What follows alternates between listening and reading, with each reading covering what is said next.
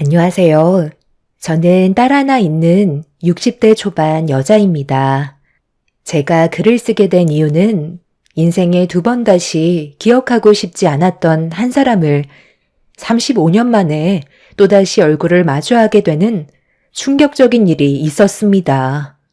세월이 변했어도 예전의 성격을 그대로 가지고 있는 모습에 사람은 변하지 않는다는 걸 느낄 수 있었어요. 35년 전에 많이 부족했던 그때의 시절은 제 삶을 송두리째 무너뜨렸어요. 남편은 철도 공사를 했었고 저는 식당 일을 했었죠. 하루하루 사는 게 힘들었지만 저와 뱃속에 있는 아이를 지켜주기 위해 열심히 일하는 남편이 옆에 있어서 항상 행복했었습니다. 그렇게 별일 없이 잘 지내고 있었는데 어느 날 시모가 저를 집으로 불렀어요. 바쁘게 살다 보니 출산날이 얼마 남지 않을 정도로 만삭이 된 무거운 몸을 이끌며 시댁으로 찾아가게 되었죠. 상당히 심각한 얼굴로 시댁에 들어온 저를 바라보신 시모는 주방에서 과일과 차 좀 준비해 달라면서 평소와 다른 굳은 얼굴로 지시를 내렸습니다. 남편과 결혼했을 당시 처음에는 시모가 저를 잘 대해주셨지만 뱃속의 아이가 딸이라는 이유 하나로 저를 대하는 태도가 한순간에 바뀌게 되었었죠. 80년대 중반 시절을 겪어오신 분들이라면 그 시절에 어떤 일이 있으셨는지 다들 아실 거예요. 이때부터 임신 기간 중에 아이가 아들인지 딸인지 구별이 가능한 초음파 검사 기기가 국내에 완전히 상용화되었었죠. 저도 시부모님의 도움으로 아이의 성별을 확인할 수 있었지만 아들이 아닌 딸이라는 결과에 상당히 큰 실망을 하셨습니다. 이 시기에는 남아선호 사상이 강했었기 때문에 시모는 제가 시술을 받길 원했었어요. 성별 감식부터 시술까지 한 300만 원 정도의 가격으로 형성이 되었었죠. 시모는 예약까지 해두실 정도로 제 뱃속에서 자라고 있던 딸을 원하지 않으셨지만 제가 강하게 거부를 하자 그때부터 시모는 저를 막대하면서 온갖 상처를 주셨습니다. 최대한 좋게 상황을 풀어보려 했었지만 날이 가면 갈수록 시모와의 갈등이 심해졌고 그 영향이 남편한테까지 이어지면서 부부 사이에도 문제가 오게 되었었죠. 시모가 저를 무슨 일 때문에 부르셨는지 전혀 모르는 상태에서 일단 시키는 대로 주방에 들어가 과일과 차를 준비하고 있었어요. 그런데 잠시 뒤 누가 왔는지 시모가 벌떡 일어나 누군가를 반갑게 맞아주고 있었습니다. 저는 아무 생각 없이 과일이 담긴 접시를 들고 거실로 나왔는데 제 눈앞에 충격적인 광경을 목격하게 되면서 들고 있던 과일 접시를 떨어뜨리고 말았어요. 바닥으로 떨어진 접시가 깨짐과 동시에 제 마음도 산산조각이 나버렸죠. 바닥으로 떨어진 과일 접시가 깨지자 저를 바라보고 있던 임신한 여자가 놀랐는지 남편의 품속으로 들어갔어요. 시모는 저에게 애 떨어지게 뭐하는 짓이냐고 화를 내시더니 처음 본 임신한 여자를 소파에 앉혀주더니 바닥에 깨진 접시를 서둘러 치우라며 저를 보며 삿대질을 해댔습니다. 멍한 모습으로 앉아있던 남편을 바라봤어요. 어머님, 저 여자 누구길래 집안일을 왜 이렇게 못해요? 제 뱃속에 있는 어머님 손자가 많이 놀랐을까봐 걱정이에요. 일 하나 똑바로 하지 못하는데 당장 자르세요. 당연히 그래야지. 곧 해고시킬 배불뚝이 식모인데 내일부터 우리 집 식구가 아니니까 신경 쓸 필요 없다. 뭘 멍하니 서 있어? 깨진 접시 치우라니까. 당신 지금 뭐 하는 거야? 그 여자가 누군데 옆에 앉아 있는 건데 내 두 눈으로 보인 장면은 나 말고 다른 여자를 만나고 있었다는 거야? 빨리 대답해 보라고. 두 눈으로 봤으면서 나한테 무슨 말을 듣고 싶은 건데? 내가 바람이라도 폈다는 말을 직접 듣고 싶기라도 한 거야? 딱 보면 어떤 상황인지 알잖아. 아, 이제 알겠네. 앞뒤가 꽉 막힌 사람이 있다던데. 오빠랑 결혼한 사람이 저 여자야? 어쩜? 생긴 것도 정말 식모같이 생겼네. 그래서 언제 이혼할 건데? 내가 그래서 다들 한자리에 부른 거다. 며느리 너는 지금부터 내가 하는 말 잘 들어라. 감정적으로 생각해서 결정한다고 해결되는 거 아무것도 없다. 지금 너는 내 아들과 새며느리가 앉아있는 모습을 보고 화가 많이 났겠지만, 그래서 당장이라도 간통죄로 처벌받게 하고 싶겠지만, 그래봤자 1, 2년 살다 나오면 끝이다. 별거 있니? 시간만 때우다가 나오면 되는 건데, 그렇게 한다고 해서 너한테 남는 게 뭐가 있을 것 같아? 시간과 감정을 소모할 바엔 차라리 뭐라도 하나 가져가는 게 좋지 않겠어? 네가 악착같이 지키려는 뱃속에 있는 아이도 조만간 태어날 텐데 법적으로 처리하려고 힘든 시간을 보내려 하지 말고 이거 받고 새삼 살도록 해라. 어차피 너도 뱃속의 아이 문제로 많이 힘들어하고 있잖아. 그 정도 돈이면 당분간 먹고 사는 데는 큰 문제 없을 것 같은데. 어떻게 생각하니? 생각보다 많이 들어있지? 내가 너한테 해줄 수 있는 마지막 배려다. 너희 사돈어른께서 최근에 폐암으로 상당히 고생하고 있다지? 아무래도 탄광 작업을 오래 하셨으니 배에 무리가 많이 오셨겠지. 치료비까지 생각해서 넣어놨으니까 좋게 마무리하고 끝내도록 하자. 너희 가족 지금 병원비도 없어서 힘든 상황인 걸 알고 있는데 그거라도 가져가야 너희 사돈 명줄이라도 조금 더 연장시킬 수 있지 않겠니? 혹시나 딴 생각할까봐 하나 더 얘기해 주겠는데 우리 집에 새로 들어올 며느리 집안이 90억 정도의 재산과 상가들을 가지고 있는 재력가 집안이다. 새 며느리가 지금 임신 사실을 숨기고 있다가 나중에 알게 돼서 일이 상당히 복잡해졌거든. 하루빨리 너랑 이혼시키고 새 며느리와 정상적인 관계로 만들길 원하고 계신다. 그런데 네가 간통죄로 소송한다느니 쓸데없이 그 집안 식구들을 불편하게 한다면 어떻게 되는 줄 알지? 너희 집안에 문제가 생기겠지만 네가 시술 안 받고 악착같이 지키려 했던 뱃속의 아이한테까지 문제가 생길 수 있다는 거야. 세상은 말이야. 돈이면 안 되는 게 없어. 지금 같은 시대에 돈만 주면 뭐든 가능하다는 거 알지? 일을 크게 만들지 말라는 거다. 저는 그때 당시 너무 큰 충격을 받아 아무 말도 하지 못하고 있었어요.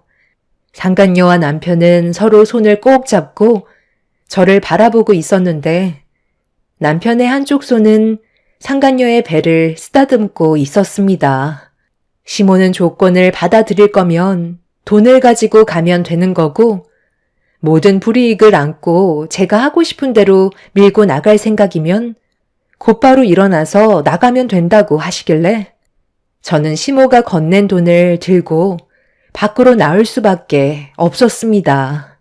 제가 할 수 있는 건 남편의 뺨을 세차게 내려치는 것밖엔 아무것도 없었어요. 그 사람들을 저 혼자 상대할 수 있을 만큼 자신도 없었을 뿐더러 뱃속의 아이한테까지 문제가 생길까봐 걱정이 많았죠.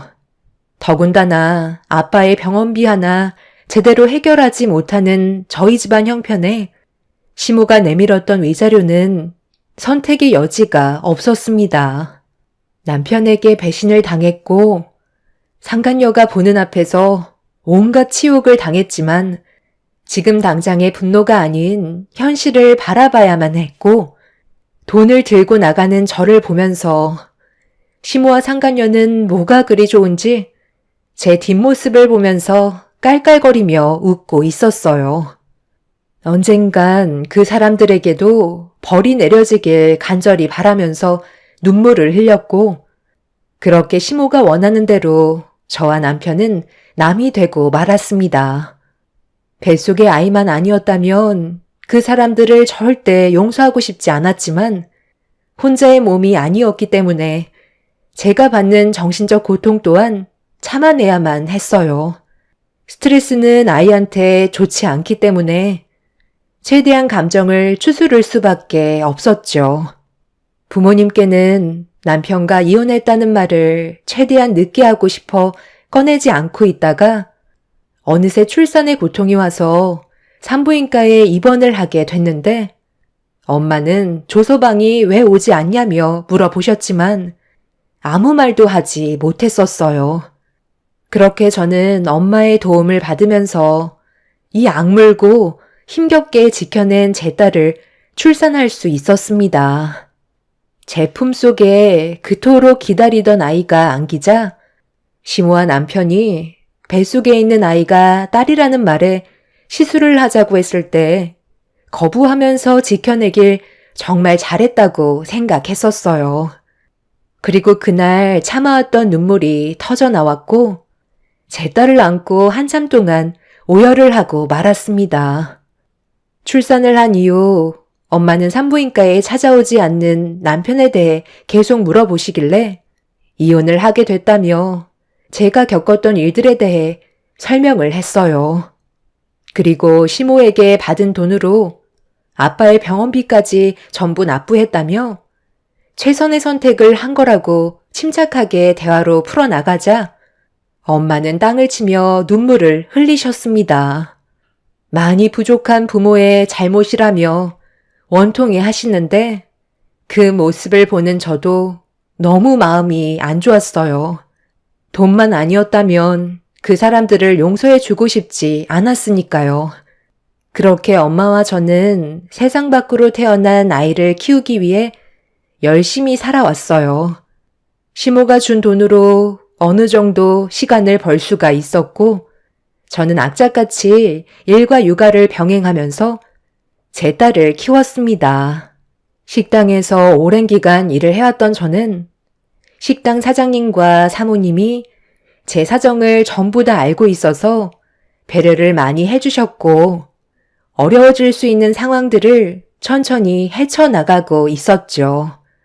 그런데 어느 날 전 남편이 제가 일하는 식당으로 찾아왔어요.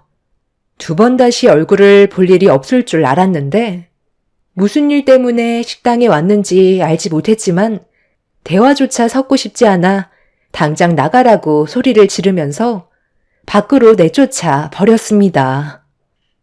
잠깐만 기다려봐. 내가 오고 싶어서 온 줄 알아? 나도 할 말이 있으니까 온 거라고. 지금 어떤 일이 벌어졌는지 알기나 해? 당신 장인이 우리 집에 와서 지금 난리도 아니야. 당장 가서 네가 말려. 살 날 얼마나 남았다고. 병원에 박혀 있으면 되지. 왜 기어 나와서 행패를 부리는 거야? 우리가 얼마나 놀랐는지 알아? 우리 아빠가 거기에 왜 가는데?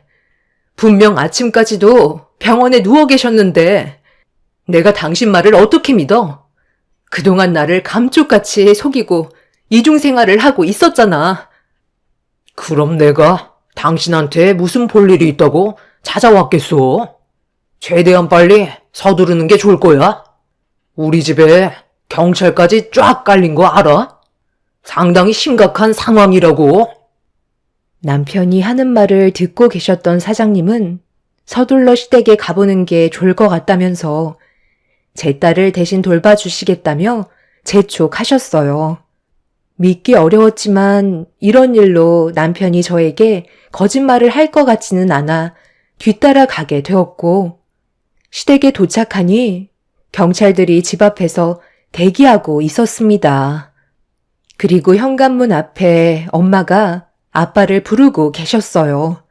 아빠는 시모를 절대 용서하지 않겠다면서 어차피 살 날 며칠 남지 않았다고 더욱더 난리를 치셨죠.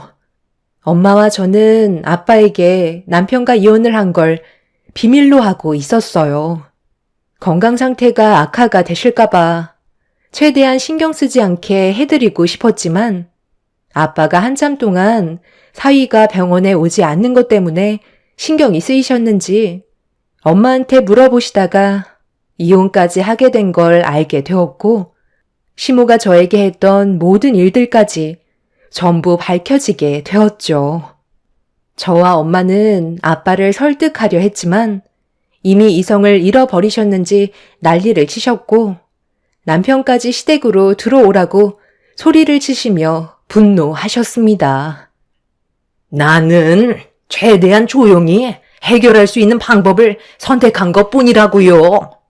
몸도 좋지 않은 양반이 왜 여기까지 찾아와서 난리를 치는 건데? 당장 돌아가세요. 어른이면 어른답게 행동을 해야지. 아들놈 하나 제대로 간수 못해서 이런 사태를 만들어? 당연히 내 딸을 감싸줘야 되는 거 아니야? 그럴 거면 뭐하러 결혼을 허락한 건데? 뱃속의 아이가 딸이면 더 이상 필요 없다는 거야? 자네도 빨리 안 들어와? 오늘 아주 끝장을 볼 거라고. 너희들이 준 돈으로 내가 치료를 받을 것 같아? 우리 딸 인생 망친 놈들이니까 똑같이 망가져야 되는 거라고. 왜 너희들만 잘 살아야 되는 건데? 돈 좀 있다고 사람을 이렇게까지 막대해도 된다는 거야? 고작 돈 몇 푼으로 보상이라고 생각하는 건 아니겠지?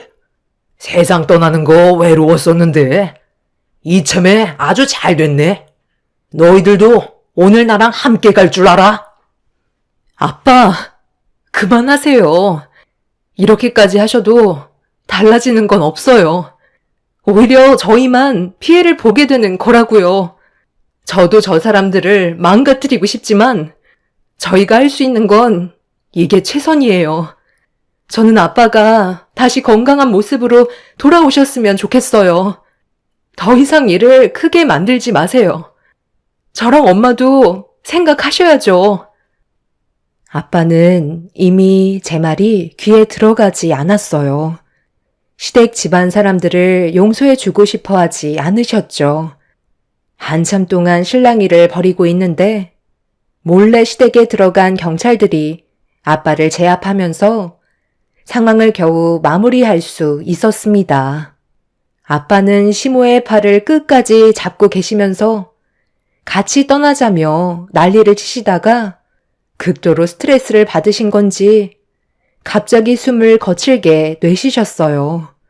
호흡곤란이 오셨는지 안색이 안 좋아지셨고 발작을 일으킨 모습을 본 경찰분들께서 아빠를 급하게 병원으로 옮겼지만 가는 도중에 세상을 떠나시고 마셨습니다. 아빠가 세상을 떠나게 되자 엄마도 제정신이 아니게 되었고 저희 집안은 순식간에 무너지고 말았었죠. 엄마와 저는 아빠를 잃은 슬픔에 오열을 하면서 장례를 치르고 있는데 갑자기 건장한 남자들이 장례식장 안으로 들어왔어요. 지금 남의 장례식장에 와서 이게 무슨 행패예요? 경찰에 신고하기 전에 당장 멈추세요. 왜 물건들을 부시냐고요? 엄마, 경찰에 당장 연락해요. 출산한 지 얼마 안 돼서 몸도 안 좋은데 내가 여기까지 와야 되겠어? 그때 돈 쥐어줬으면 그냥 조용히 입 닫고 살면 되는 거지. 하마터면 가부될 뻔했잖아. 우리 아빠가 오죽했으면 그렇게까지 했겠어? 나는 이미 너 때문에 남편과 아빠를 잃었고 내 삶까지 전부 망쳤는데 이게 왜 우리 잘못이야? 아무리 그래도 사람이 세상을 떠났는데 장례식장에서 이러는 건 정말 아니지 않아? 너는 가진 게 많으니까 이런 식으로 해도 된다는 거야? 당장 이 떨거지들 데리고 내 눈앞에서 사라지라고. 한 번만 더 내 눈에 거슬리는 행동을 한다면 그땐 너도 그렇고 네가 지키려던 자식까지 전부 다 세상 빛을 못 보게 할 줄 알아. 알겠어? 상간녀는 저에게 마지막 경고라면서 건장한 남자들을 시켜서 아빠의 장례식장의 물건을 전부 다 던지고 부순 뒤 돌아갔어요.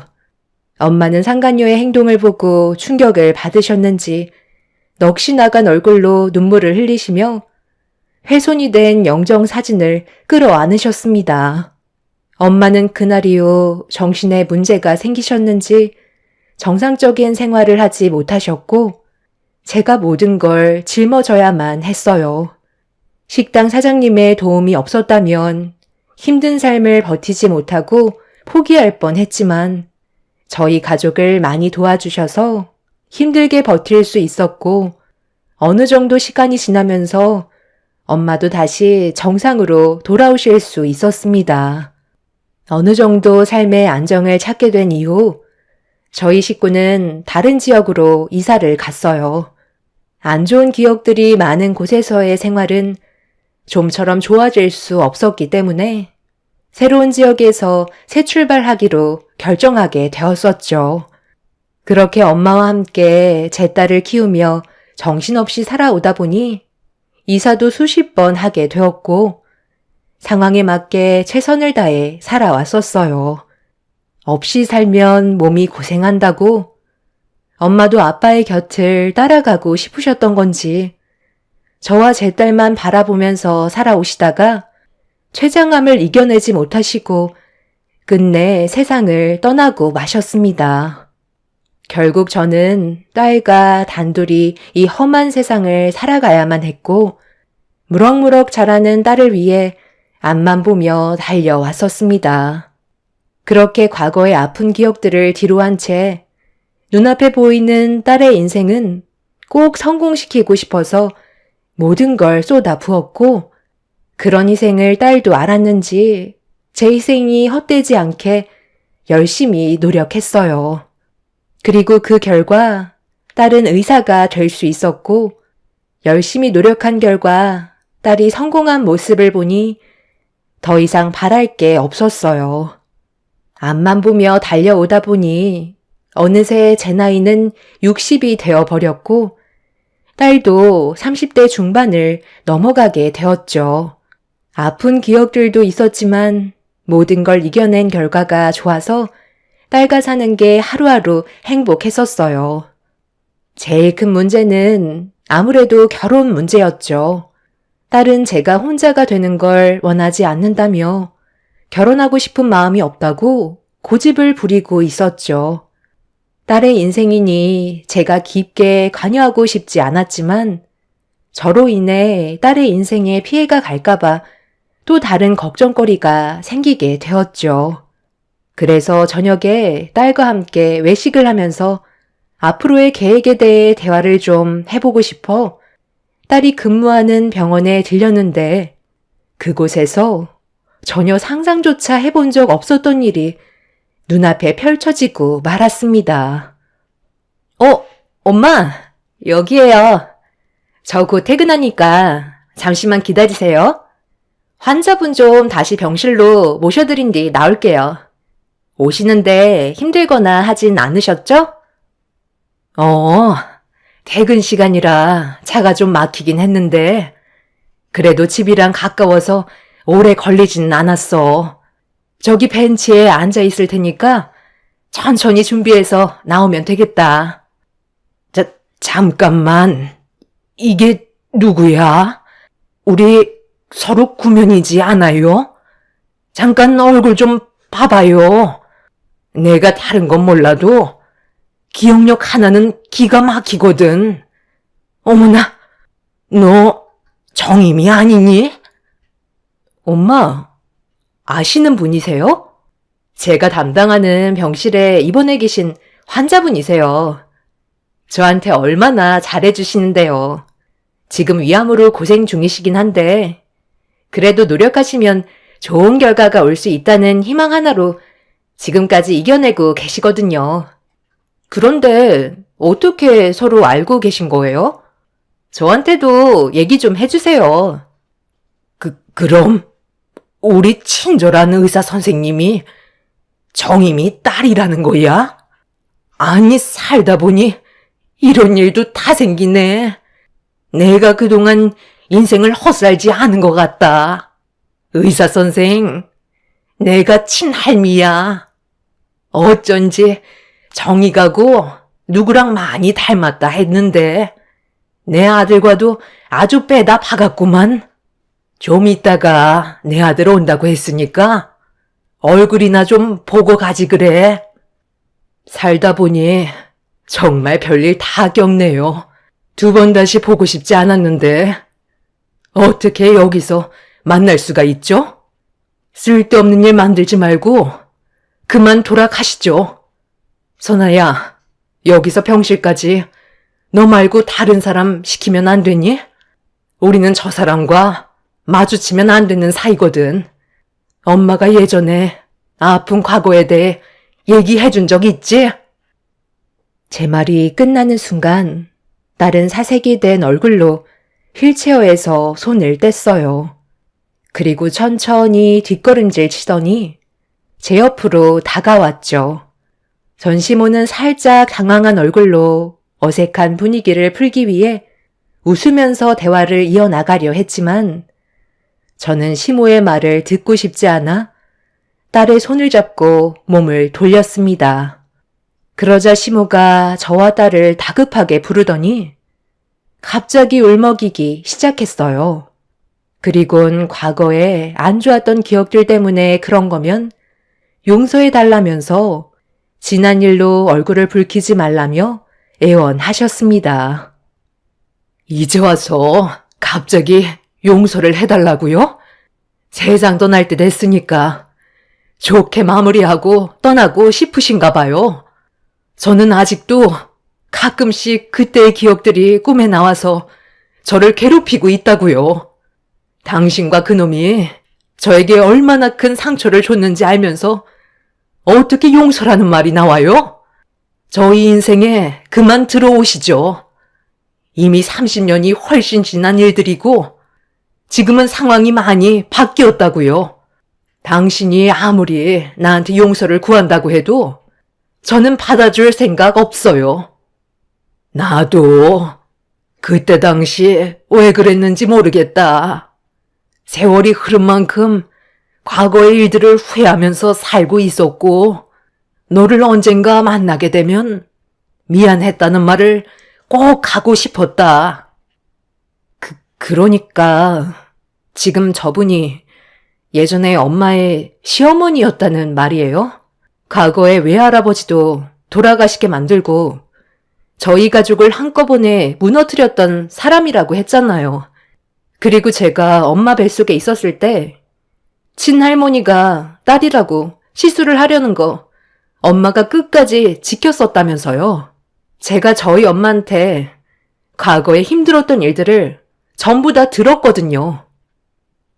그건 그냥 과거일 뿐이야. 어찌됐든 지금은 건강하게 잘 살고 있잖아. 그때 당시 남아 선호 사상이 워낙 강해서 그런 일들은 아주 흔한 일이었다. 저는 당신이랑 조금의 말도 섞고 싶지 않으니까 괜히 저희와 엮일 생각 하지 마세요. 선아야, 네가 담당하고 있는 환자면 다른 의사로 바꾸는 게 좋을 것 같다. 어머니, 왜 밖에 나와 계세요? 제가 금방 온다고 했었잖아요. 아직 저녁 날씨는 쌀쌀하다고요. 이제 그만 병실로 들어가는 게 좋겠어요. 그런데 무슨 일이 있으셨어요? 안색이 너무 안 좋으신데요. 고개를 돌려보라고요? 아니, 당신이 여긴 어떻게? 어머니, 갑자기 이게 무슨 상황인 거예요? 왜 저 사람이 여기 있는 거냐고요? 시모는 전 남편에게 좀 전에 있었던 일들에 대해 전부 다 설명을 하자 전 남편은 그동안 알고 지냈던 담당 의사인 제 딸이 자기 친딸이었다는 거에 엄청난 충격을 받은 상태였어요. 전 남편이 자기 핏줄인 딸에게 다가가자 제 딸은 뒷걸음질 쳤고 저희는 일단 그 상황을 벗어나려고 몸을 돌렸는데 전 남편이 제 앞을 가로막으면서 다짜고짜 무릎부터 꿇었어요. 그리곤 제 바지를 잡고 놓아주지 않고 있었죠. 남편의 눈빛은 저를 절대로 놓치지 않겠다는 결심이 보였습니다. 내가 당신을 그동안 얼마나 찾아다녔는지 알아? 나도 피해자라고. 그 사람들이 우리 집안을 무너뜨리게 만들어서 집안 꼴이 말이 아니었었어. IMF로 집안의 위기가 찾아왔었고 그 집안에도 회복하기가 힘들 만큼 경제적인 손해가 막대했었는데 그때 가족이라는 명분 때문에 도와주다가 우리까지 막대한 피해를 입었다고. 결국 그 집안 식구들도 빈털터리가 돼서 길거리에 나앉을 위기까지 오고 말았었지. 그때부터 그 사람이랑 하루도 빠짐없이 싸웠고 아들까지 뺏긴 채 결국 서로에게 너무 큰 피해만 주는 것 같아 이혼을 결정했어. 그때부터 나는 부모님과 함께 살았었는데 계속 당신이 그리운 거야.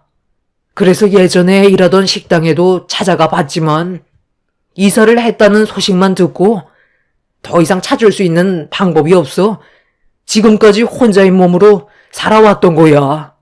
당신이 떠나간 후에야 내가 잘못한 걸 알게 됐지만 그땐 이미 후회도 늦었다는 걸 알 수 있었어. 우리 아버지는 막대한 빚을 갚기 위해 막노동에 뛰어들다가 현장 사고로 세상을 떠나셨고 나는 어머니와 함께 지금까지 이 악물고 버티면서 살아왔었는데 한번 무너진 가정은 쉽게 회복이 안 되더라고. 보다시피 지금 나도 하루하루 힘들게 일당직 하면서 어머니와 삶을 연맹하고 있는 중이야. 병원비도 몇 달치나 밀려 있어서 이제는 어떻게 해야 할지 모르겠어. 어머니 병만 괜찮아진다면 순 좀 쉴 수 있을 것 같은데 사람 일이라는 게 쉽게 바뀌지가 않잖아. 그런데 여기서 당신을 만나게 될 줄 몰랐고 우리 딸이 어머니 담당 의사였다는 게 너무 놀라워. 그래서 뭘 바라시는 건데요? 우리 엄마한테 하시는 말을 대충 들어보면 엄마와 저를 과거에 내치고 다른 여자랑 살림을 차렸는데 IMF로 인해 모든 게 무너졌고 지금까지 빚에 허덕이며 살고 있다는 거잖아요. 그리고 의사인 제가 당신 친딸이라는 걸 알게 되니 눈앞에 길이 열린 것 같으니까 엄마한테 무릎 꿇고 도와달라는 거 아니에요? 당신들이 어떤 짓을 저질렀는지 알고나 있으세요? 지금까지 어떤 삶을 살아왔는지 아냐고요. 그런데 막상 제가 의사가 되고 삶의 여유가 있어 보이니까 저희한테 빌붙고 싶으신가 봐요. 그런데 이거 어쩌죠? 저는 당신들이 아무리 제 친할머니고 친아빠라 할지라도 그동안 엄마가 살아온 세월을 보면 절대로 용서할 수가 없거든요. 엄마랑 제가 당신들 사정 봐줄 만큼 마음이 넓지가 않아서요. 피가 섞였다고 다 같은 피가 아니에요. 시모는 제 딸의 반응에 많이 놀랐는지 입을 다물지 못했어요. 시모와 남편이 갑자기 저한테 빌붙으려는 이유를 딸도 알고 있는 것 같아 보였죠. 시모는 딸의 상상도 못한 반응에 몸부림치면서 친할머니한테 어떻게 그럴 수 있냐고 분노하셨어요. 하지만 딸은 눈 하나 깜빡하지 않았고 그날 이후 딸은 시모의 담당을 다른 의사로 변경을 하게 되었습니다. 저희 가족의 삶과 다르게 전 시모와 남편의 삶은 180도 달라진 상태였어요. 하루하루 사는 게 힘들 정도로 심각해 보였죠. 그 사람들이 무너진 모습을 보니 제 속이 다 후련하더라고요. 문제는 그 사람들이 제 딸이 성공한 모습을 보고 계속 접근을 시도하고 있는 중입니다. 그래서 제 딸은 더 조건이 좋은 다른 병원으로 옮기려고 생각하고 있어요. 친아빠의 얼굴을 처음 본 딸은 자기 아빠에 대한 분노만 남아있던 상태였죠.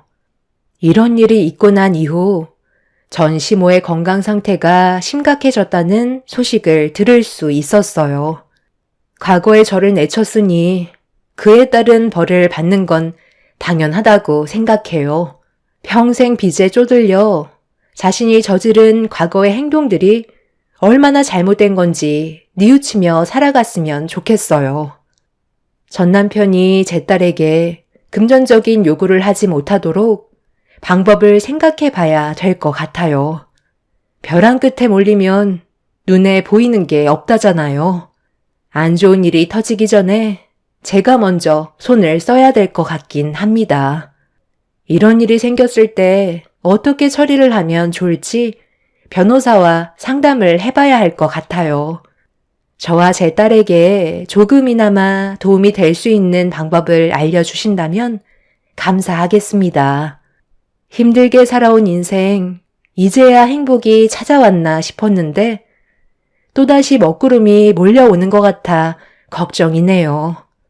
제 사연을 들어주신 분들의 가정은 행복만 가득하시길 바랍니다. 감사합니다. 안녕하세요. 사랑스러운 초등학생 아이 한 명을 키우고 있는 직장인입니다. 아이가 어릴 때는 하루하루를 정신없이 살았었는데 어느새 10살이 지나고 나니까 아이랑 대화도 통하고 같이 이곳저곳 다닐 수 있어서 한결 편해졌네요. 더군다나 아이가 아직까지 사춘기 없이 절 많이 따라주고 있어서 행복하게 하루를 보내고 있답니다. 사실 전 얼마 전에 남편과 이혼을 했는데 이혼을 결심하기까지 여러 가지 일들이 많았지만 그 수많은 일들은 꿋꿋하게 참았던 이유가 바로 아이였거든요.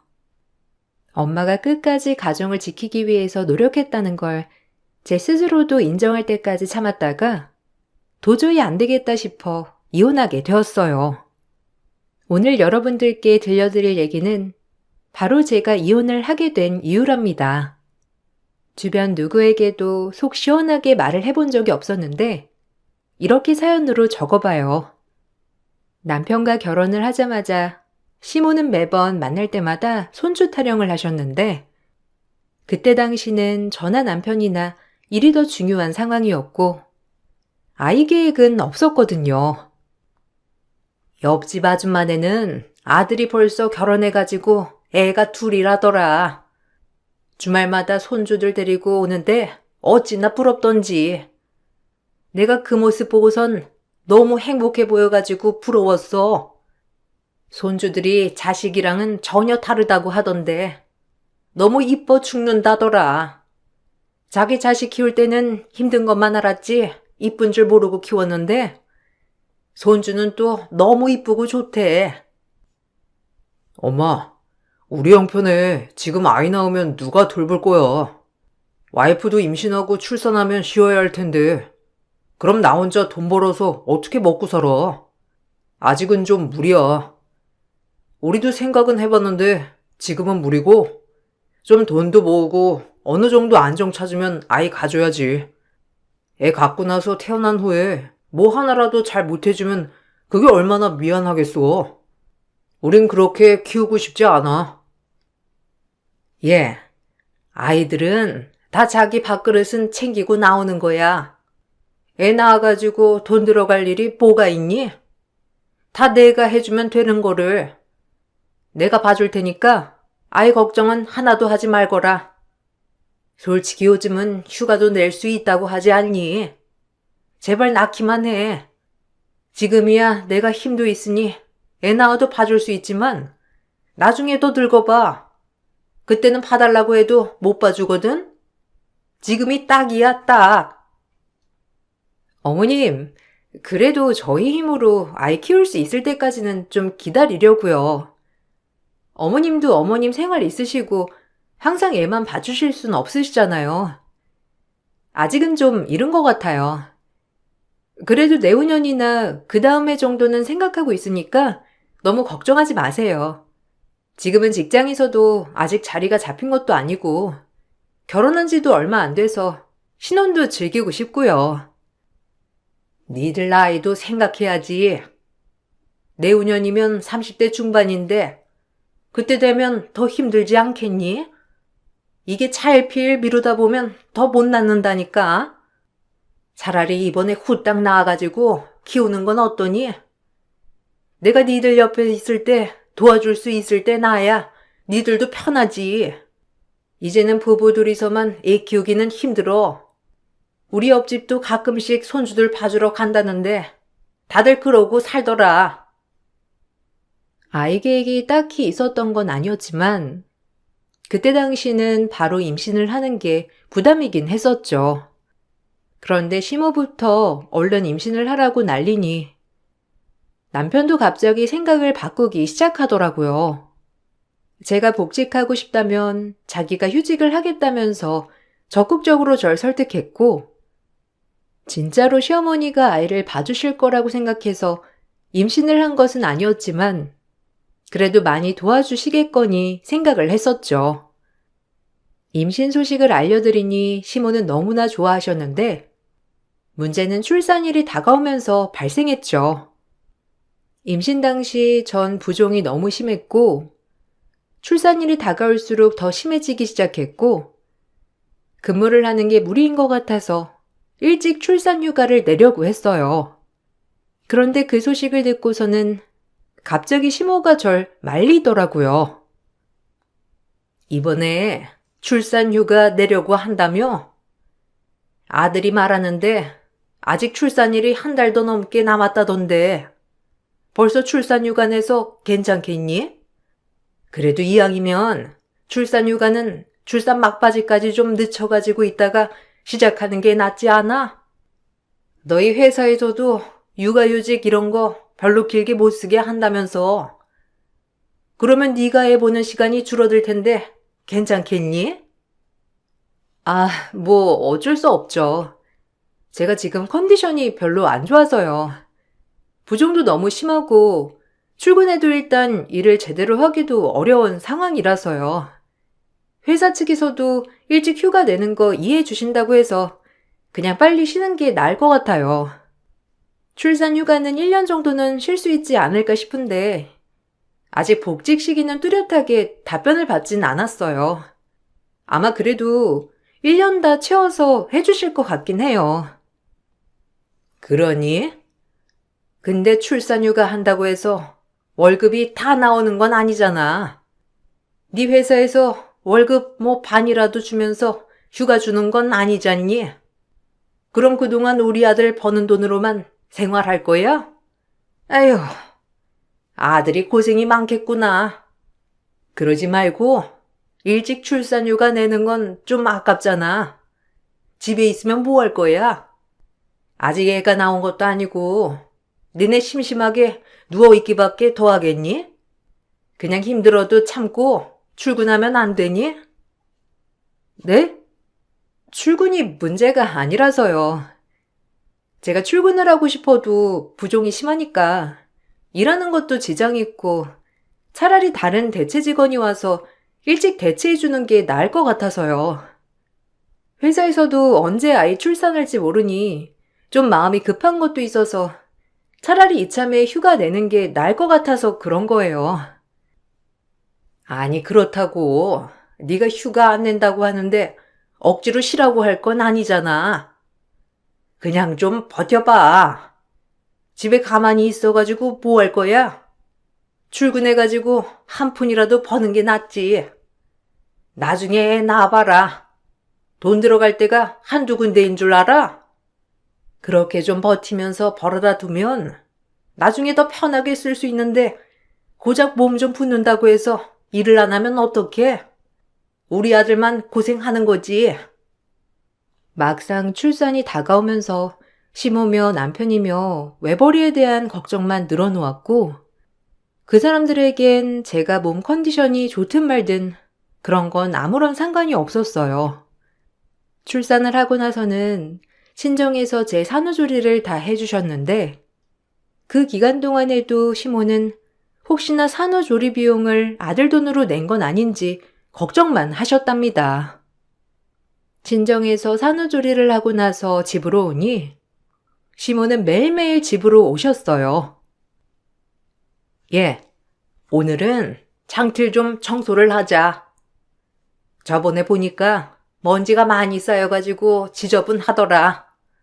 오늘 날씨도 좋으니까 문 싹 열어가지고 창틀 청소하면 좋겠어. 얼른 일어나고 아이 수유는 다 했지? 일단 밥 먹였으니까 눕혀둬. 너무 안고 있어도 애가 그거에 익숙해져서 자꾸 안아달라고 한다니까. 네가 곁에 있으면 더 우니까 자꾸 애 옆에만 있지 말고 일어나가지고 청소도 하고 빨래도 하고 그러렴. 어머님, 제가 다음에 할게요. 요즘 손목이 너무 아파서 창틀 청소까지는 못할 것 같아요. 아니면 어머님 아이 좀 봐주시겠어요? 저 정형외과라도 한번 갔다 와야 할 것 같아요. 손목이 너무 시큰거려가지고 저 뚜껑도 못 열어요. 그나저나 이건 뭐예요? 어머님, 왜 사골뼈들은 이렇게 잔뜩 사오셨어요? 설마 저한테 끓여주시려고 사오신 거예요? 아, 이거? 아니, 내가 저번에 아들 보니까 애가 너무 야이었더라고. 출산한 건 넌데 너는 이렇게 포동포동 살만 잘 찌는데 우리 아들은 왜 이렇게 피골이 상접했는지. 혼자서 돈 벌려고 하니까 힘들지 힘들어. 자식 마누라 혼자서 감당하려고 하니 얼마나 힘들겠니? 그래서 아들 좀 기운 좀 나게 뼈 우려야 되겠어. 이거 핏물 좀 빼고 그래야 되거든.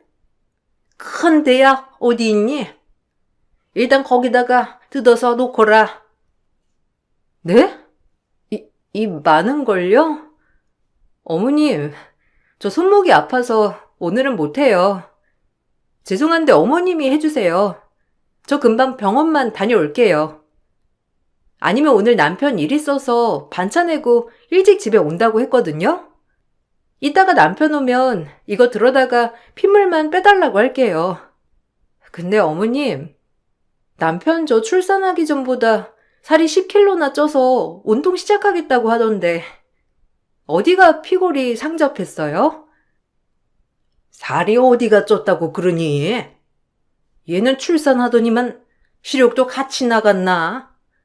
딱 봐도 애가 점점 기운도 없고 말라가는데 네가 아무리 애를 낳았어도 남편을 잘 챙기면 걔가 기운이 없겠어?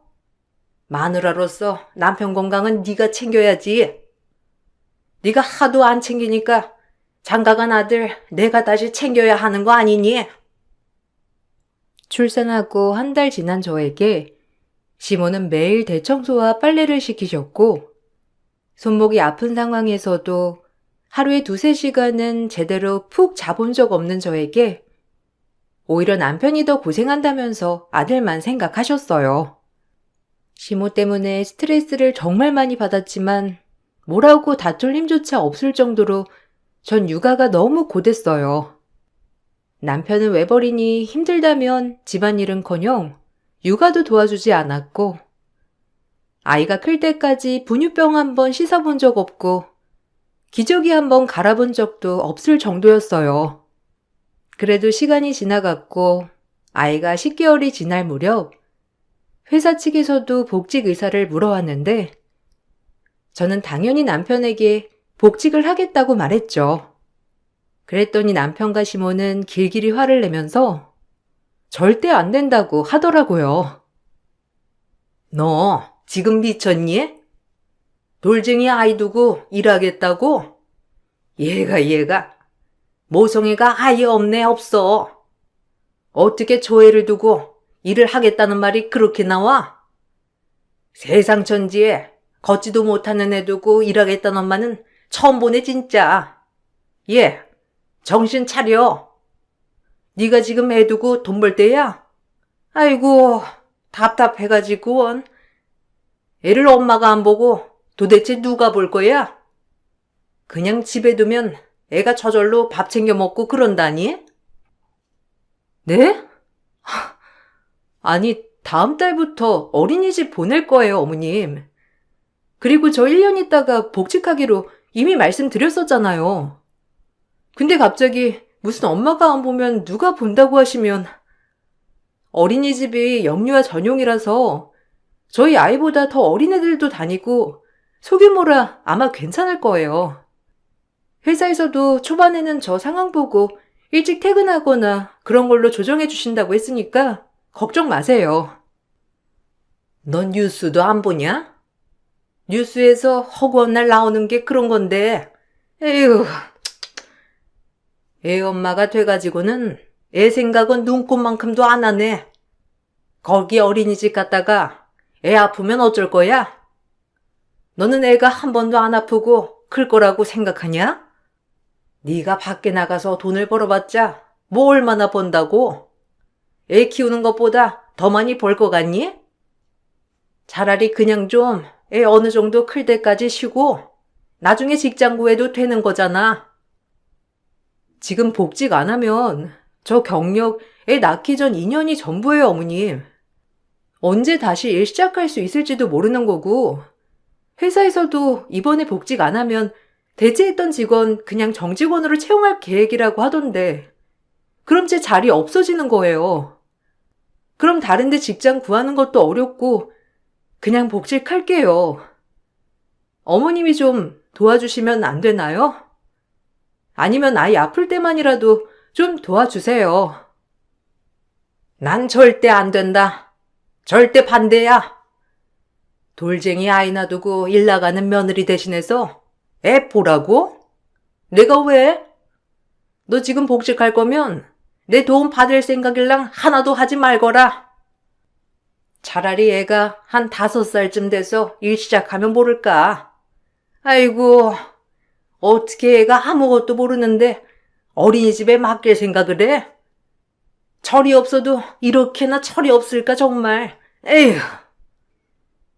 남편 처음에는 별 생각이 없었지만 어느 순간부터 복직을 반대하기 시작했고 갑작스럽게 남편까지 태도를 바꾸니 전 너무 황당하고 막막했어요. 더군다나 아이를 키우면서 생활비까지 제대로 받아본 적 없는데 복직까지 반대하고 나서니까 눈물까지 날 지경이었어요. 아이도 아이지만 남편과 시모에게는 아이만 있을 뿐 전 전혀 생각하지 않는 듯 했어요. 솔직히 말하면 나는 당신이 애초에 복직을 한다는 것 자체가 이상하다고 생각했어. 생각을 해봐. 아직 태어난 지 1년밖에 되지 않은 아이를 두고 일한다? 그거 좀 이상하지 않아? 아무리 아이가 어느 정도 컸다곤 하지만 아직은 걷지도 못하고 말도 못하는데 엄마로서 좀 그렇지 않아? 난 그래도 당신이 아이 키우면서 생각이 좀 바뀔 거라고 생각했는데 안 바뀌니 당황스럽네. 내가 무슨 아이를 이제 안 키운다고를 했어? 뭘 했어? 애초에 약속한 대로 복직하겠다고 하는 건데 지금 무슨 소리를 하는 거야? 그리고 내가 어린이집도 꼼꼼히 알아보고 다 지원하고 다음 달부터 다니기로 한 것도 당신 다 알고 있었잖아. 내가 그렇게 말할 때는 별말 안 하더니만 갑자기 왜 그래? 그리고 당신이 그렇게 말할 거면 지금 나한테 생활비라도 넉넉하게 주고선 그런 말을 해야지. 돈도 한 푼 안 주면서 무슨 나보고 생각이 바뀐다고 그래? 나도 내 돈 벌어서 써야겠어. 고작 돈 때문에 복직을 하겠다고? 애 엄마가? 저렇게 핏덩이 같은 애 두고 돈 때문에 애를 안 보고 어린이집에 보내겠다는 거야? 참나, 너도 참 너다. 그래, 뭐 돈 달라고 하니까 주면 되잖아. 뭐 얼마나 주면 되냐? 한 30만 원 주면 돼? 그거면 대충 네 생활비 되지 않나? 집값이 나가기래, 뭐가 나가기래. 애한테 들어가는 돈은 카드로 쓰면 되고 30만 원이면 충분하지? 뭐? 30만 원? 당신 한 달 저녁값으로 쓴다는 돈이 50이야. 알긴 해? 근데 30만 원으로 한 달을 나보고 살라고? 그걸로 내 핸드폰이며 보험비며 병원비며 나한테 드는 돈은 다 그걸로 쓰라는 거잖아. 진짜 더럽고 치사해서 나 그냥 복직해야 되겠어. 사실 아이를 키우면서 남편은 저에게 생활비를 한 푼도 준 적이 없었고 자기 카드를 주면서 생활비 대신 쓰라고 했는데 결제를 할 때마다 어디에 왜 썼는지 보고를 해야 했어요. 그러니 자유롭게 뭔가 산 적도 없었고 심지어 아이한테 쓰는 돈도 저보고 사치를 부린다면서 화를 낸 적이 있으니 제가 복직을 꿈꿀 수밖에 없었죠. 그렇지만 상황은 제가 원하는 대로 흘러가진 않았는데 아이가 열감기로 고생하게 되었고 저도 마음이 약해지면서 결국 복직을 포기하게 되었죠. 그래도 남편은 미안한 마음이 들었는지 저한테 생활비를 꼬박꼬박 주겠다면서 아이가 좀 더 크면 직장을 다시 구하라고 말을 꺼내더라고요. 이때까지만 하더라도 전 남편이 그저 자식에 대한 걱정 때문에 제 복직을 반대했구나 생각을 했는데 일을 그만두고 제가 아이를 보니까 남편은 집안일과 육아에 아예 손도 대지 않았어요. 밖에서 자기는 일을 하고 들어오니 집에서 자기가 할 일은 없다고 했죠. 어느 날은 제가 열이 40도까지 오른 적이 있었는데 그날 남편은 일찍 퇴근을 해 안방에서 쉬고 있었어요.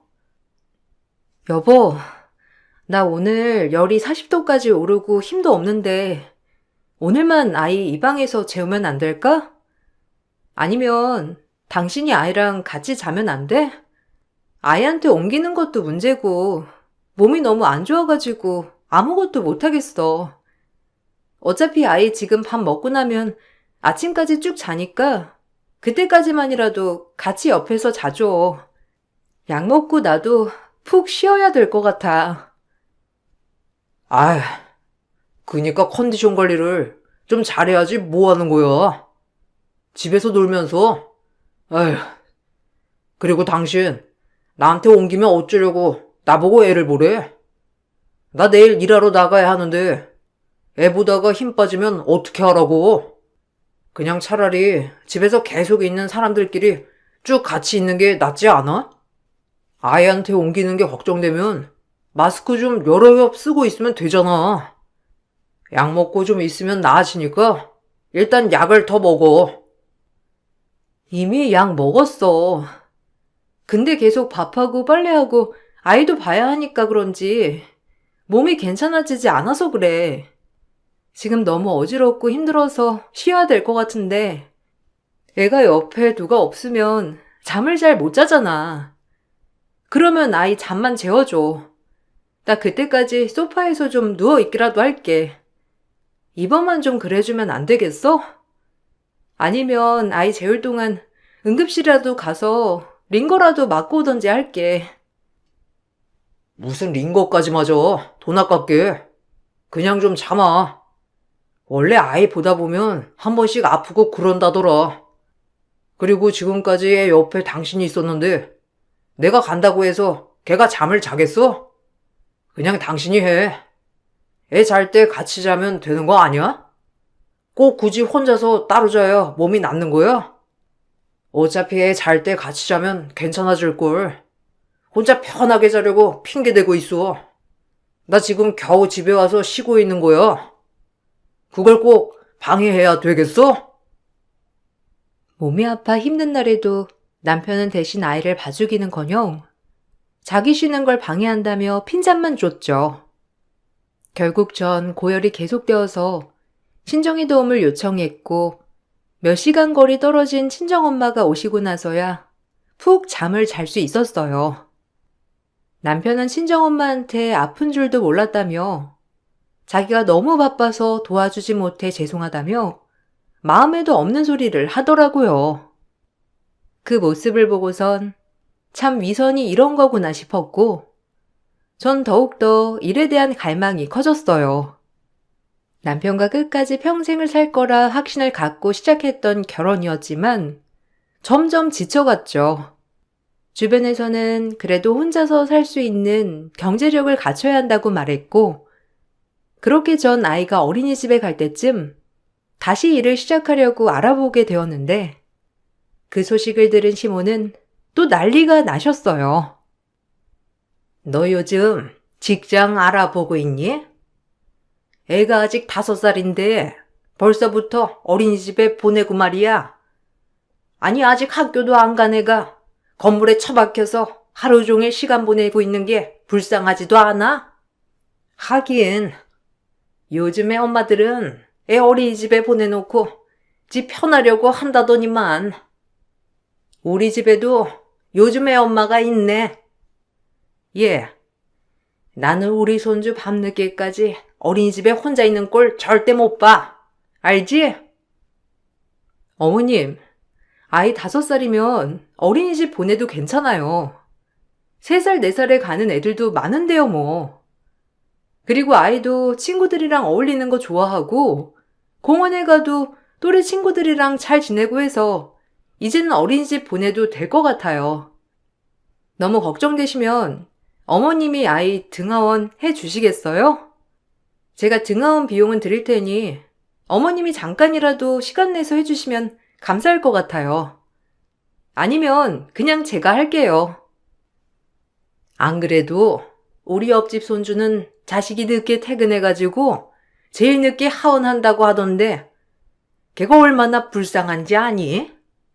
늦게 와서 애 데리고 가면 애가 하루 종일 엄마 기다리느라고 종종거린다고 하더라. 그런 애 두고 출근을 한다고? 아이고, 뭐 얼마나 대단하게 돈을 벌겠다고? 뭐 수천만 원이라도 벌 수 있다니? 너 그 정도 버는 거 아니면 일 시작할 생각도 하지 마. 나한테 아이 맡길 거면 300만 원은 줘야 되는 거 알지? 어린이집을 보내고선 일자리를 알아보려고 했지만 사실상 맞는 일자리를 찾기는 어려웠어요. 이미 경력이 끊긴 지 5년이 되어 가니 제대로 된 일자리를 찾기 힘들었을 뿐만 아니라 찾더라도 보통 늦은 시간까지 근무하는 곳이 많았고 등하원을 누군가가 해줘야 했는데 그러려면 비용도 많이 들었죠. 남편은 그 비용을 절대 도와줄 수 없다고 했고 아이 등하원도 본인은 절대 해줄 수 없다고 했어요. 결국 전 일을 시작하지도 못했는데 제가 이렇게 일을 꼭 해야 되겠다고 생각을 하게 된 이유가 있었어요. 바로 남편이 제가 쓰는 카드를 철저하게 통제하고 있었기 때문이었어요. 카드 결제가 되면 바로 남편에게 알림이 갔고 그럼 남편은 1분도 되지 않고 전화를 했어요. 야, 넌 또 뭘 샀냐? 하여튼 간에 밖에 나가면 얌전히 집에 가는 꼴을 못 보네, 진짜. 무슨 나가기만 하면 돈만 쓰고 난리야? 돈 한 푼도 못 벌면서 이번에는 또 뭘 샀는데?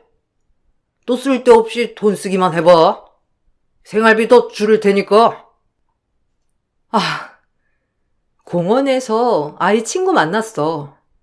친구 엄마가 먹으라고 치킨 나눠주길래 우리도 그냥 받을 수 없어서 음료수 산 거야. 아이도 그 덕에 재밌게 놀고 그 집에 자전거 2대라서 우리 아이 타라고 하나 준다는데 그럼 그냥 공짜로 받아? 뭐라도 사줘야지. 그리고 내가 무슨 수십만 원 쓴 것도 아니고 10,000원도 안 썼는데 그거 가지고 생활비를 줄이네 마네 할 일이야? 그쪽에서 공짜로 준 걸 왜 보답을 하고 난린데? 그거 봐. 당신은 돈을 아낄 줄 모른다니까? 그 집에서도 필요 없으니까 버리려다가 우리한테 주는 거잖아. 그럼 우리가 대신 쓰레기 치워주는 건데, 그럼 우리가 받으면 받았지. 왜 그걸 보답하고 난리야? 어떻게 생각이 그렇게도 없냐, 정말? 남편이 밖에서 돈 벌어다 주는 게 그냥 꽁으로 버는 것 같아? 뭔 말을 그딴 식으로 해? 그 집에서 하도 우리 애가 자전거 부럽게 보니까 선물 받은 거 한 대 있다고 새 거 준 거야. 뭘 알고나 말해. 당신이야말로 너무한 거 아니야? 생활비라곤 고작 100만 원 주면서 그걸로 공과금도 내, 식비도 해결해, 카드값도 내라고 하고서는 지금 뭘 얼마나 준다고 생색이야? 돈이라도 많이 주면서 그런 말이라도 해야지. 남편은 자신 혼자 돈을 번다며 항상 저를 무시했는데 그렇다고 제가 일을 한다고 하면 아이 두고 일한다며 모성애 없는 엄마라 핀잔했죠. 그렇다고 아이에게 엄청 다정하고 신경 쓰는 아빠도 아니었고 주말에 아이랑 놀러 가자고 하면 맨날 돈 쓸 궁리만 하고 다닌다면서 절 한심하게 생각했어요. 시댁도 마찬가지였는데 명절에 명절상 차리고 친정이라도 가려고 남편을 깨우려고 하면 시모는 소스라치게 놀라며 절 끌어내셨죠. 예, 평일 내내 고생하면서 일하는 남편 곤히 자고 있는 거 안 보이니? 고생하는 남편 굳이 이렇게 깨워야 되겠어? 친정 못 간다고 죽는 것도 아닌데 다음에 가면 될 것을 굳이 오늘 가야 한다니? 그냥 오늘 편하게 여기서 자고 내일 가든지 하면 되잖아. 그리고 그 먼 길 가려면 얼마나 피곤하겠어. 좀 자게 둬. 일어나면 시간 보고 출발하면 되지. 어머님, 저희 연휴 전날 저녁에 여기 왔어요. 시댁은 저희 집에서 30분도 안 걸린다지만 친정은 몇 시간 거리라 1년에 한 번도 안 가는데 명절은 가야죠. 그리고 그때 오면서도 제가 운전하고 왔고 친정 갈 때 운전도 제가 할 텐데 남편이 왜 피곤해요? 여기 오자마자 누워서 아무것도 안 한 거 어머님도 아시잖아요. 오고 나서 저만 내내 일했지. 남편은 어제도 오늘도 놀기만 놀고 누워있기만 했지. 이제 일어날 때 됐어요. 오늘 안 가면 내일은 또 출근해야 한다면서 몇 시간 안 있다 또 집에 가겠다고 할 거예요. 그럼 내일도 내려가지 말고 그냥 연휴 지나서 너만 따로 나중에 가면 되는 거 아니야. 어차피 네 친정은 뭐니까 안 와도 그러려니 할 수도 있잖아.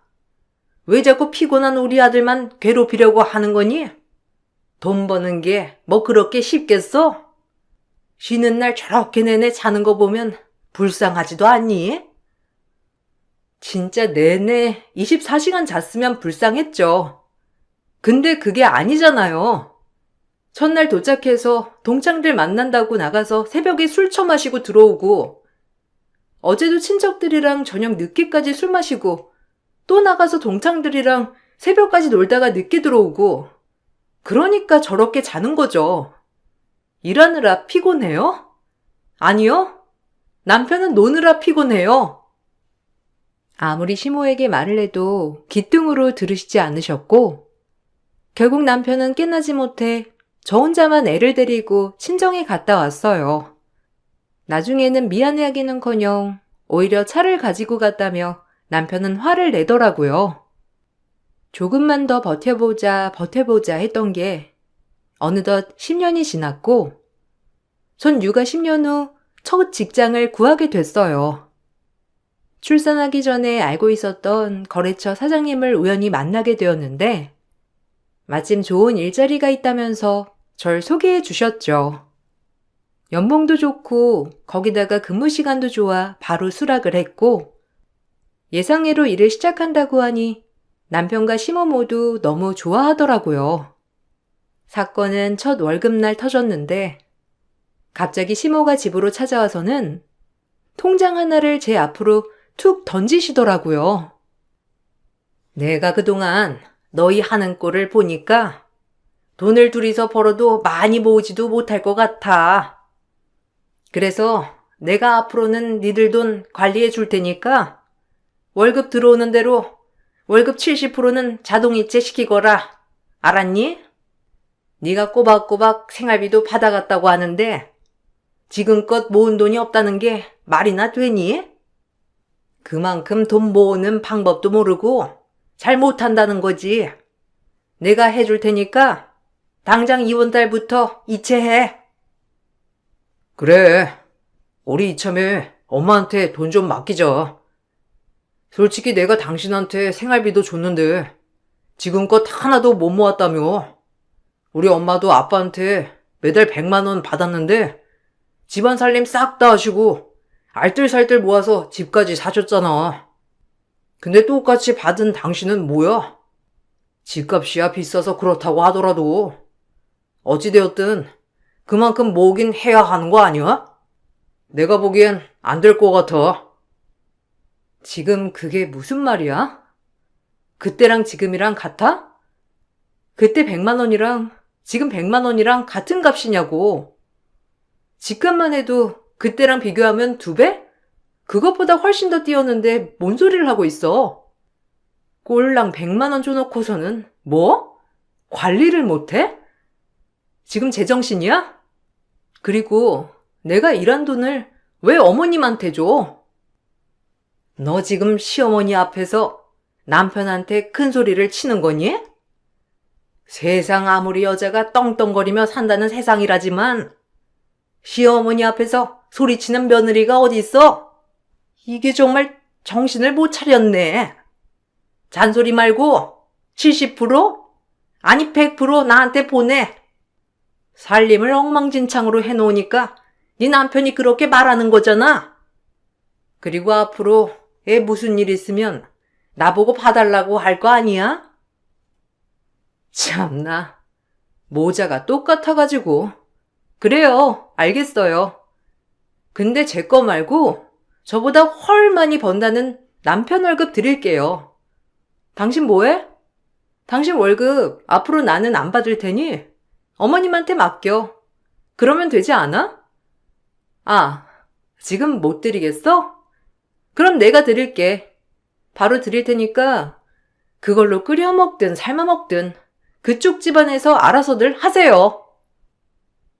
전 시모 손에 70원을 쥐어줬고 그걸 보고선 시모는 제 멱살을 잡더라고요. 전 바로 시모 앞에서 남편의 뺨을 올려쳤습니다. 시모는 당연히 난리가 나셨고 절 죽이니 살리니 하면서 머리채를 잡고 흔드시는데 전 오히려 웃음이 나더라고요. 제 모습을 보고선 남편과 시모 다 경악을 했어요. 넌 지금 미쳤니? 이게 뭐 하는 짓이야? 버르장머리를 어디에다 두고 시어머니 앞에서 귀한 아들 뺨에 손을 대? 보자 하니까 얘가 시어머니를 아주 만만하게 보네. 너 지금 웃는 거니? 아들아, 얘가 진짜 미쳤나 보다. 정신이 제정신이 아니야. 하다 못해서 이제는 정신까지 놓은 거야? 너 내가 도른 척한다고 봐줄 줄 알아? 우리 아들이랑 이혼해. 이혼이요? 뭐 그쪽에서 그러라고 하면 저야 감사하죠. 근데 그쪽 집 아들이 싫다고 할 텐데요? 만만하게 보는 건 저 아닌가요? 지금까지 무료 시중노를 톡톡히 한 건 전데 뭐가 그렇게 억울하세요? 왜요? 이제 돈까지 벌어 바칠 노비 없어지니까 억울하세요? 당신 아들 버는 돈이나 가져가서 관리하시고요. 당신 아들이 버는 돈, 이것도 제가 플러스해서 드리는 거거든요? 감사하게 받아가세요. 뭐? 우리 애가 무슨 70원밖에 못 벌어? 회사를 다닌 게 몇 년인데 적어도 돈 400만 원은 더 벌 텐데 무슨 소리를 하고 있는 거야? 정말 정신이 나갔구먼. 아들, 너라도 지금 뭐라고 말을 해봐. 왜 꿀먹은 벙어리처럼 그러고 서 있어? 그래, 네가 한번 말해봐라. 네가 지금껏 뭔 짓을 하고 다녔는지. 뭐? 혼자 돈을 벌어? 참나, 네 짓거리에 지나가던 개가 웃겠어. 그렇게 혼자 돈 번다고 유세 떨던 거 이제 못해서 어쩌니? 그 잘난 아들 다시 회수해서 가져가세요. 전 이만 하겠으니까. 제가 하는 말을 듣고선 남편은 그 자리에 서서 꿀먹은 벙어리처럼 아무 말도 하지 못했는데 당연히 그럴 수밖에 없었죠. 남편은 그동안 저희가 사는 집에서 대출을 끌어다 쓰고서는 월급이라면서 줬던 거였어요. 아이를 낳고 나서 직장에서 잘리게 되었는데 그간 저에게 떵떵거리며 말했던 것 때문인지 그만뒀다고 말도 못하고 자기 명의였던 집 대출을 끌어다 쓴 거였죠. 중간중간 아르바이트를 하면서 이자는 갚았지만 결국에는 갚을 수도 없었고 집까지 경매로 넘어가게 되면서 저까지 알게 된 거였어요. 시댁에서 유일하게 남았던 재산이었던 터라 남편이 집을 날렸다는 걸 아시고선 시댁은 난리가 났어요. 전 동시에 이혼 소송도 진행을 했는데 당연히 시모의 언행, 남편의 독서를 모두 증거로 제출했고 생활비는 100만 원만 받아왔다는 것, 아이 육아에 전혀 참여하지 않았다는 점도 주장하면서 위자료를 받고 양육권은 제가 가지고 올 수 있었어요. 남편은 자신의 빚을 저와 나눠야 한다고 주장했지만 남편의 단독 결정이었기 때문에 빚은 남편 혼자 감당하는 것으로 결정되었답니다. 결국 남편은 한 푼도 없이 오히려 빚쟁이가 되었고 더군다나 저에게 줘야 하는 위자료와 양육비까지 감당하게 되었어요. 이혼을 하고 사실 아이 마음이 힘들진 않을까 싶었는데 애초에 있어도 없는 것 같았던 아빠 자리였기에 아이는 생각보다 밝게 잘 지내고 있답니다. 오히려 이혼하기 전보다 훨씬 더 밝아져 다행이라고 생각하고 있어요. 지금은 친정도움으로 친정 근처에 집을 구해 둘이서 행복하게 살고 있답니다. 아이도 어느 정도 커서 그런지 둘도 없는 단짝이 되었네요. 얼마 전 남편이 재결합을 하고 싶다며 뻔뻔한 연락이 왔지만 냉정하게 거절했어요. 아이도 더 이상 아빠를 보고 싶지 않다고 하는데 어떻게 해야 하나 고민하던 와중에 이렇게 사연을 써봤네요. 꼴도 보기 싫은 남편이고 아이에게 아빠 같지 않은 아빠지만 그래도 아이를 이렇게 꾸준히 보여줘야 하는 걸까요? 아이를 빌미로 자꾸만 재결합을 요구하고 있어 참 고민이랍니다. 남편과의 관계는 앞으로 더 이어나갈 생각은 없어요. 대신 아이와는 아빠의 빈자리가 느껴지질 않도록 제가 2배, 3배는 더 노력해 사랑으로 채워주려고요. 사연 들어주셔서 감사합니다. 혹시나 저와 비슷한 상황이 있으시다면 용기 잃지 마시고 힘내시길 바랄게요. 모두들 행복하시고 건강하세요. 안녕하세요. 저는 파주에 살고 있는 여자입니다. 남편과 이혼을 하고 친정의 도움을 받아 세상 밖으로 나온 지 얼마 안 된 제 아이와 함께 살고 있는 중입니다. 남편과 어렵게 결혼해서 힘든 시간들을 버텨내고 저희 부부에게 찾아온 소중한 아이였는데 도저히 이해하기 힘든 행동을 보인 남편과 시댁 식구들 때문에 이혼을 결정할 수밖에 없었습니다. 혼인신고 서류에 도장을 찍은 지 3년 만에 남이 되었지만 어느 누구라도 제 입장이었다면 똑같은 선택을 했을 것 같습니다. 저는 남편과 결혼을 한 이후 바로 아이를 가질 계획을 세우고 있었어요. 그런데 임신이라는 게 마음만 먹으면 쉽게 될 줄 알았는데 제가 계획했던 거와 다르게 임신이 잘 되지 않아 걱정이 돼서 검사도 받아보고 여러 가지 방법을 시도해봤지만 마음처럼 잘 되지 않다 보니 점점 불안해졌고 남편과 시부모님도 많이 당황스러워 하셨습니다.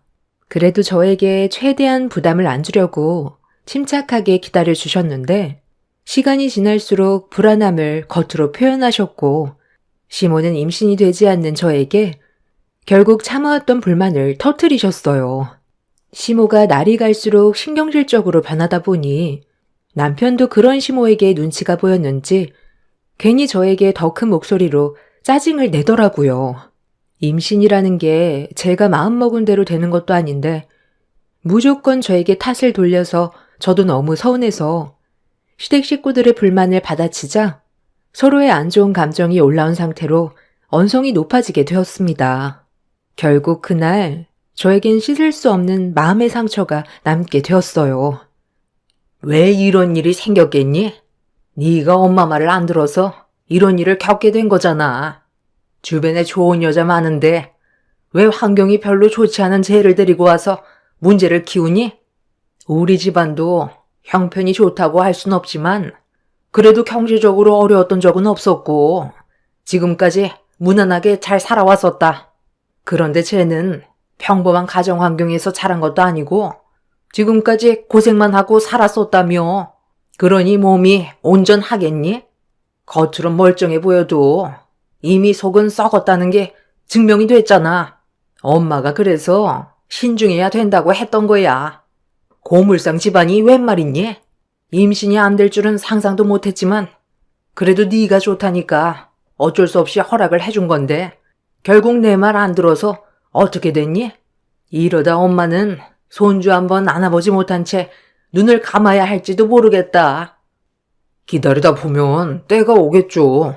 저희 둘 다 검사해봤을 때 그게 문제되는 건 없다고 했어요. 그러니 침착하게 기다리다 보면 좋은 소식이 올 거예요.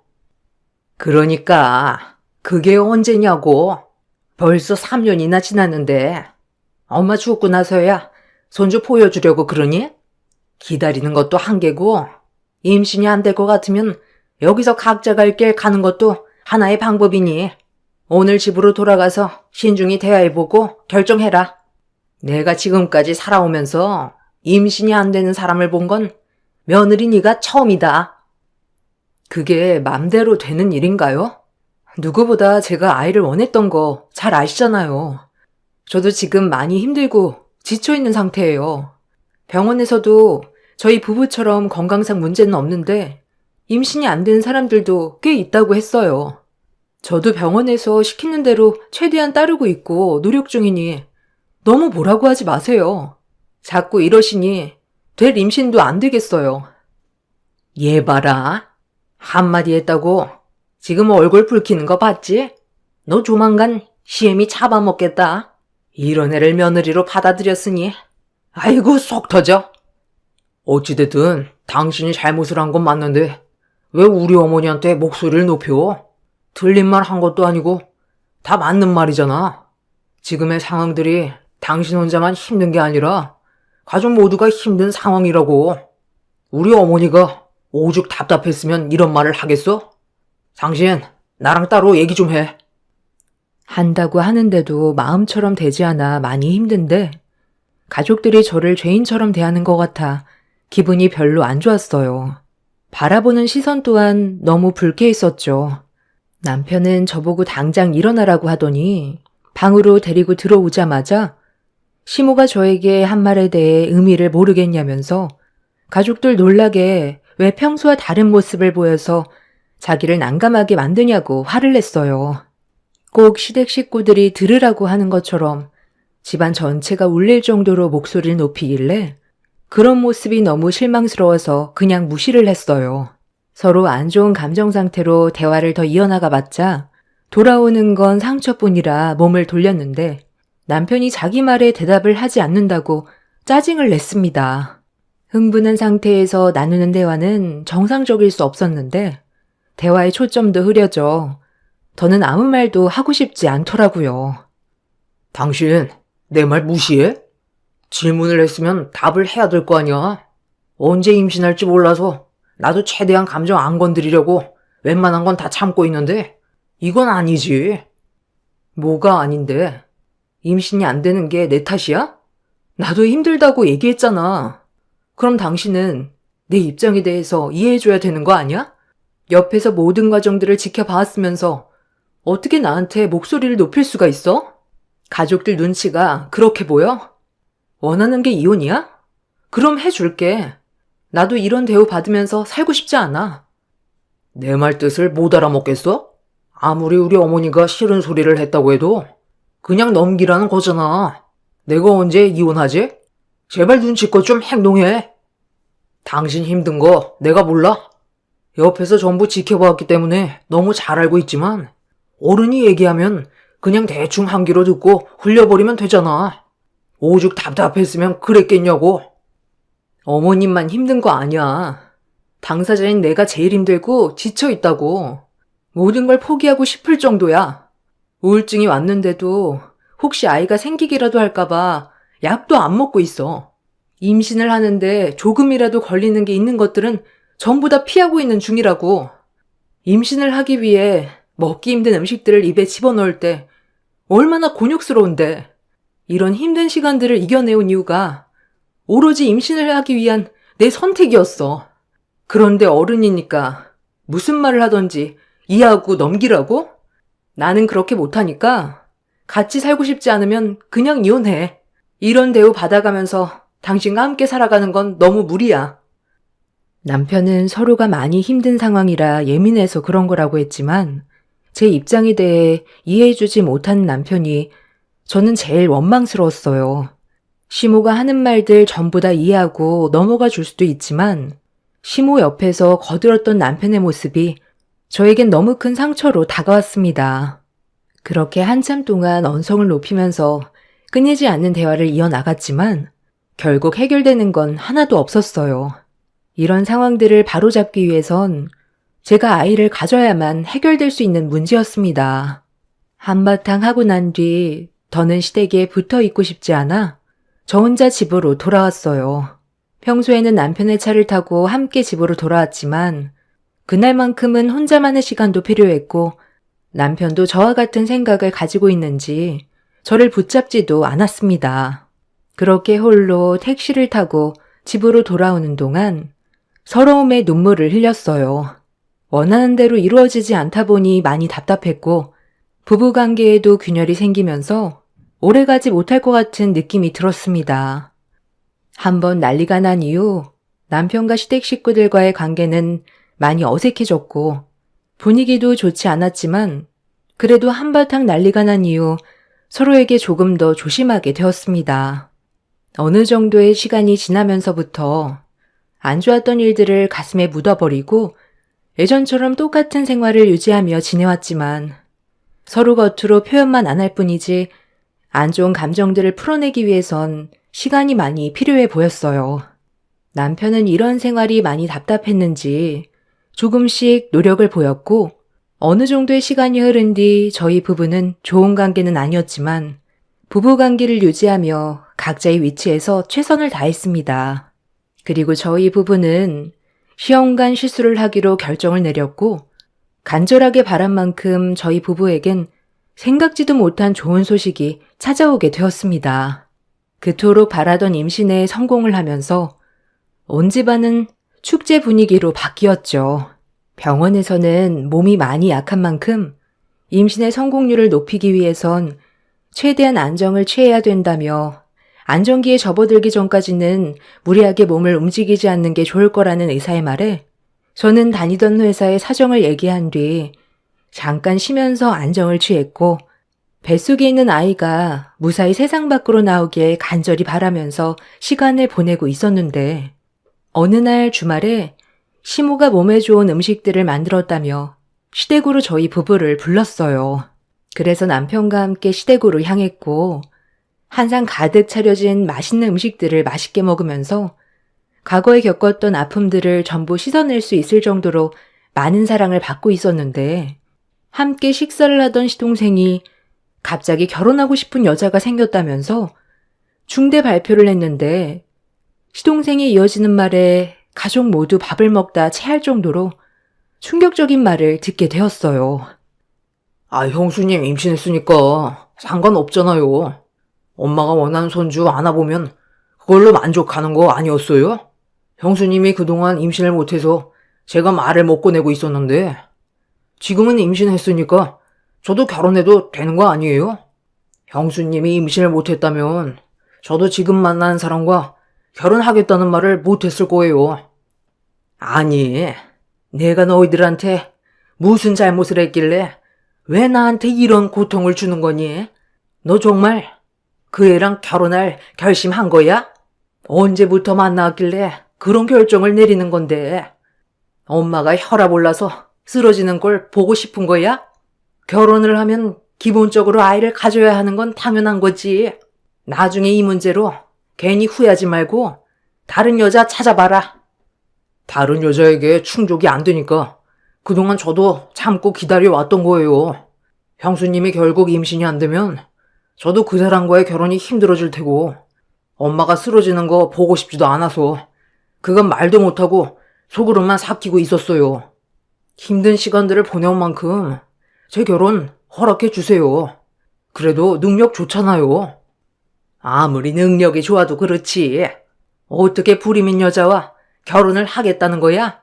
너 나중에 길거리 다니는 아이들 보고 너랑 닮은 아이 낳고 싶은 마음이 안 생길 것 같아? 지금 당장은 둘만 보고 살아갈 수 있을 것 같지? 시간 좀 지나봐라. 공허한 마음이 생기게 될 거고 너도 아이를 가지고 싶을 텐데 그때 돼서 이혼하게? 네가 한두 살 먹은 나이도 아니고 신중하게 생각하고 결정했겠지만 그래도 이건 아닌 것 같다. 불임인데 전문의 의사가 뭔 소용이니? 요즘 애 없이 잘 사는 부부들이 얼마나 많은데요. 이 세상에 태어나봤자 고생밖에 더 하겠어요? 살만한 세상도 아닌데 힘든 삶을 짊어지게 하고 싶지 않아요. 엄마가 원하는 손주 형수님이 안겨줄 테니 저는 제가 사랑한 사람과 결혼 진행할게요. 그러니 허락해 주세요. 막내 아들이 이렇게 애원하는데 자꾸 반대하실 거예요? 너희 엄마가 그동안 마음고생하는 거 못 봤어? 다른 건 몰라도 불임은 절대 안 된다. 아빠도 큰 며느리가 그동안 임신이 안 돼서 얼마나 속이 타들어갔는지 알면서 불임을 겪고 있는 애를 아내로 들이겠다고? 엄마 아빠 가슴에 네가 대못을 박으려고 작정한 거야? 안 되는 건 안 되니까 더는 얘기하지 마라.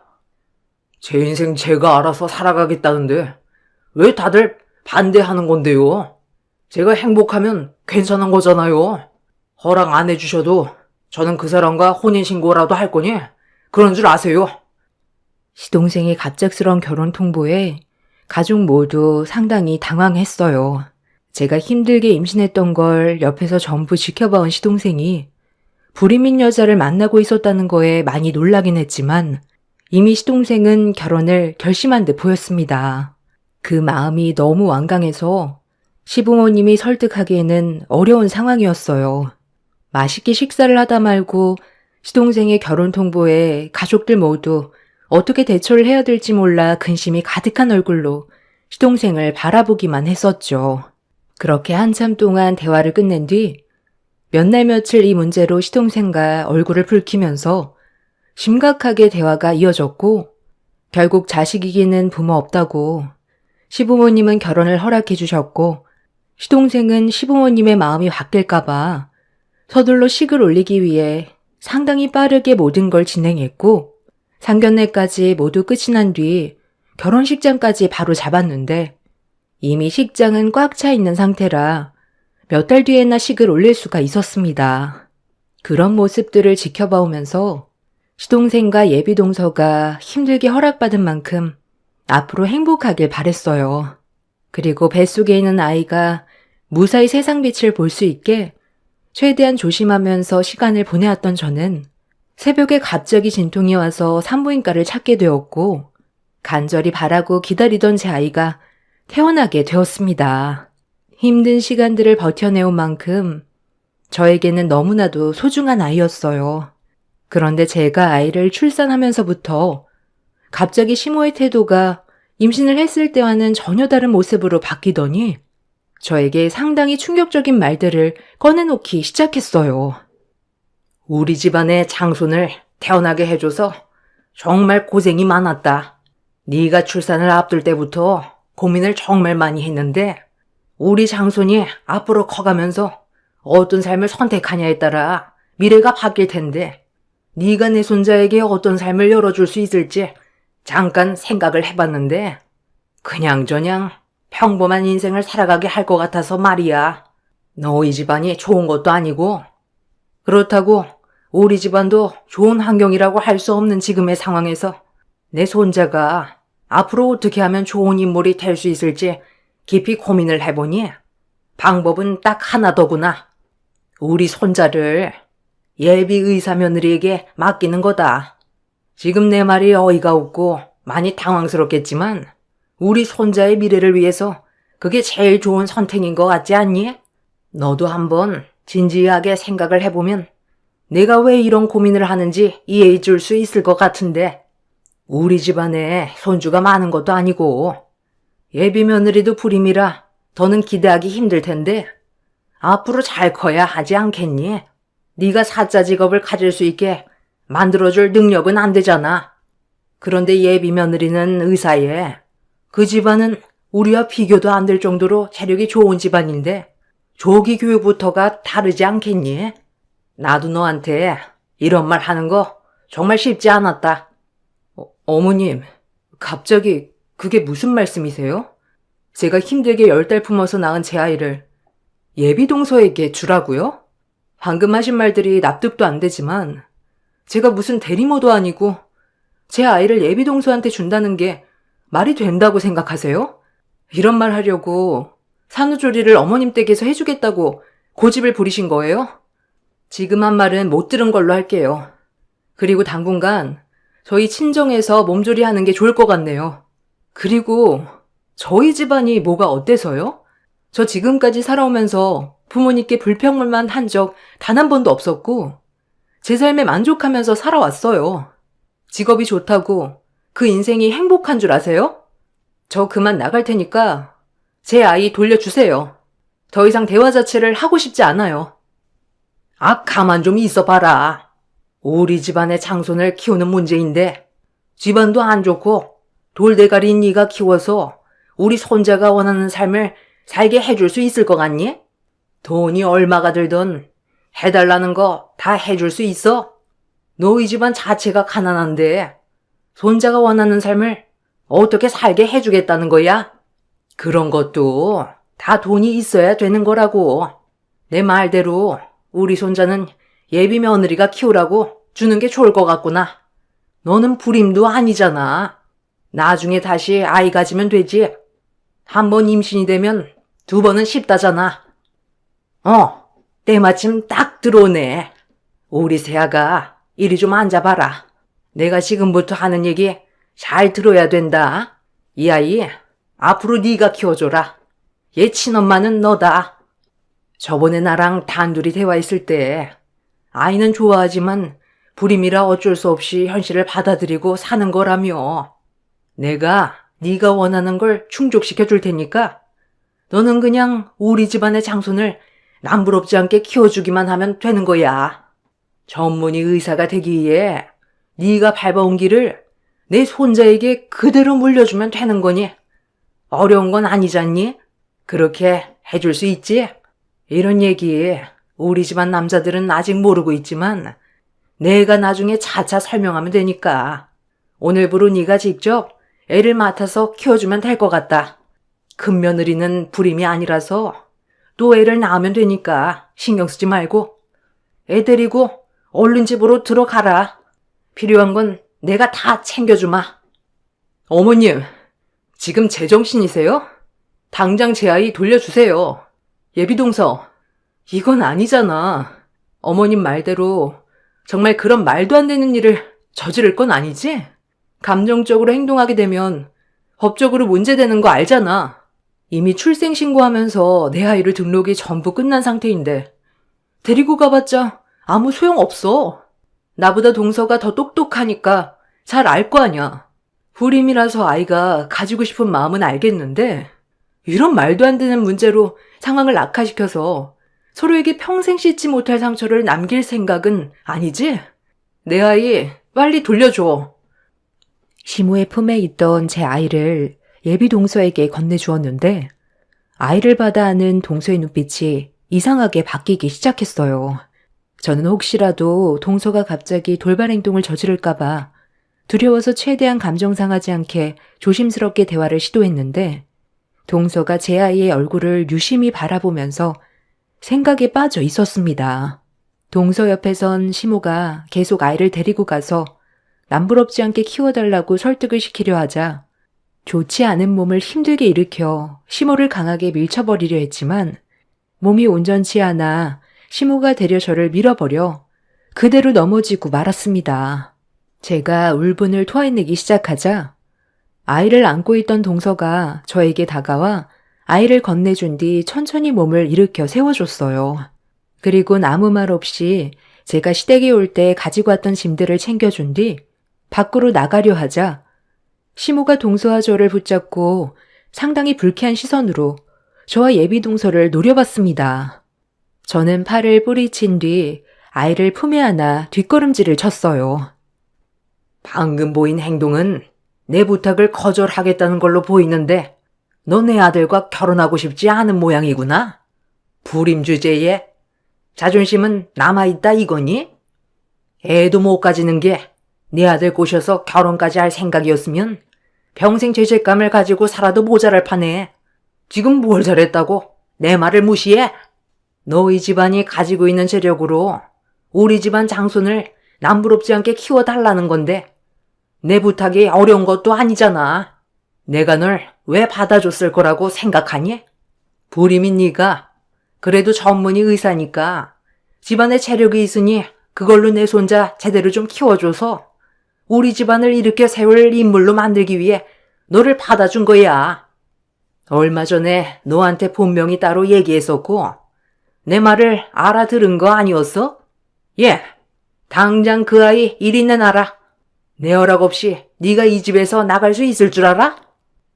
애를 가질 수 없는 몸이라 갓 태어난 아이들 보면 너무 사랑스럽고 저도 아이를 가지고 싶은 생각이 간절해서 불임이라는 현실 때문에 지금까지 살아오면서 정신적으로 많이 힘들었어요.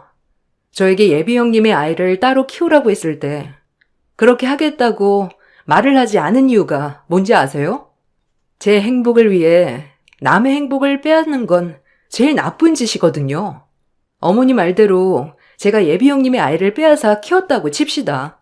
그래서 남부럽지 않게 키우면 그건 누구를 위한 행복인 거죠? 저를 위한 행복이에요? 아니면 어머니의 만족을 위한 건가요? 아이가 이런 사실을 나중에 알면 잘한 선택이었다고 할까요? 이 선택은 모두에게 불행입니다. 예비 형님이 제정신으로 살아갈 수 있을 것 같아요? 어머니의 이기적인 행동으로 인해 온 가족이 무너지게 되는 거라고요. 방금 하신 말은 못 들은 걸로 할 테니까 여기까지만 하세요. 사람이 상식이 있게 행동을 해야죠. 여기가 무슨 동물의 왕국도 아니고 애를 돌려서 키웁니까? 예비 동서와 시모는 언성을 높이면서 안 좋은 감정 상태까지 올라왔고 저는 아이를 지키기 위해 밖으로 나가려 했는데 시모가 예비 동서를 밀치더니 저를 밖으로 나가지 못하게 붙잡았어요. 시모의 눈빛은 제정신이 아니었고 나갈 거면 제 아이를 놓고 가라면서 난리를 치길래 아이가 다치기라도 할까봐 품에 안아 몸을 움츠렸습니다. 시모는 안간힘을 쓰면서 제 아이를 뺏으려 하던 순간 예비 동서가 시모의 목덜미를 잡아 강하게 패대기 쳐버린 뒤 저를 일으켜 함께 현관문을 열고 나가려는 순간 시댁 식구들과 문 앞에서 얼굴을 마주하게 되었어요. 시댁 식구들은 무슨 일이냐고 당황스러워하며 저희를 다시 안으로 밀면서 세 남자들이 들어왔어요. 예비 동서는 좀 전에 시모와 나눴던 대화에 대해 얘기했고 시모는 저와 예비 동서가 자기를 밀쳤다면서 갑자기 오열을 하기 시작했습니다. 정말 어이가 없고 당황스러웠는데 남편한테 친정으로 가야 할 것 같다며 시모의 정신 상태가 이상하다고 얘기하는 순간 남편의 입에서 나온 한마디에 저는 너무 놀라 경악했고 뒤이어 시동생이 남편의 말에 동조했어요. 힘들게 얻은 아이가 좋은 환경에서 자라면 그것만큼 행복한 일은 없을 거라며 다들 뭘 잘못 먹었는지 정신 나간 말들을 하고 있었습니다. 예비 동서는 이런 집안에서 어떻게 살아왔냐며 한숨을 내쉬더니 현관문 앞에 있는 세 남자에게 달려들어 당장 나가겠다며 몸을 밀치며 싸웠습니다. 시동생은 예비 동서가 너무 흥분한 것 같다면서 대화로 풀어나가자고 설득하려는 순간 예비 동서는 시동생의 뺨에 손을 올렸고 그 모습을 본 시모가 자기 아들 얼굴에 손을 올렸다고 뒤에서 예비 동서의 머리채를 잡아 버렸습니다.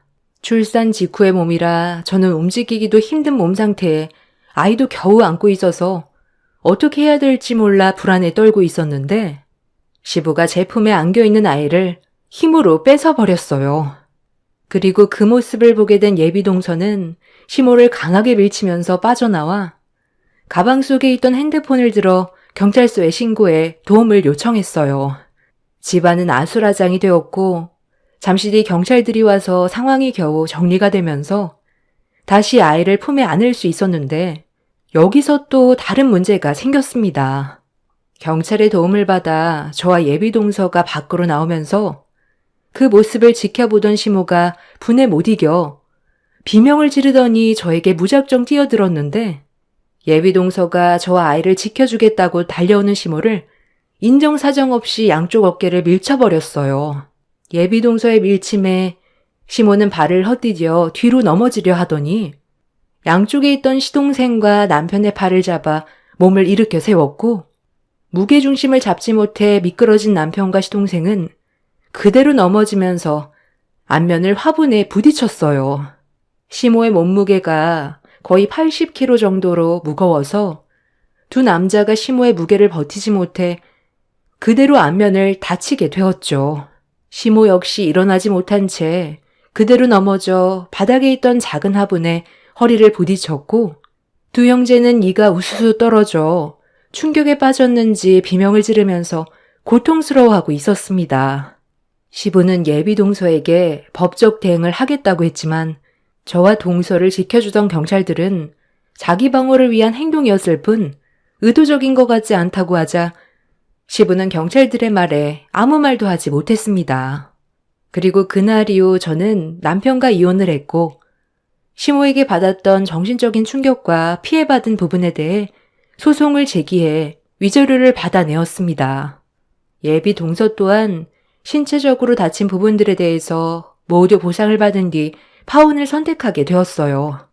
제가 임신을 하면서부터 시모가 제 아이를 전문의 의사인 예비 동서에게 안겨줄 생각을 했었다는 게 너무 소름이 돋았습니다. 몇 번이고 다시 되뇌어봐도 그 집안 사람들의 행동이 너무 이해가 되지 않아 이렇게 사연을 신청하게 되었어요. 예비 동서 덕분에 저런 쓰레기 같은 인간들에게서 제 아이를 지킬 수 있어 정말 다행이에요. 앞으로는 힘들게 태어난 제 아이의 안전을 완전하게 보장받을 수 없어서 이사를 고려하고 있는 중입니다. 살다 보면 말도 안 되는 일들을 겪을 때가 있다곤 하지만 그런 일들이 저에게 펼쳐지게 될 줄은 상상조차 하지 못했어요. 그 인간들을 힘들게 끊어낸 만큼 앞으로의 삶을 제 아이와 후회 없이 열심히 살아가려고요. 제 사연 들어주신 분들 추워진 날씨 감기 조심하시고 올해의 마지막을 잘 마무리하시길 바랍니다. 감사합니다.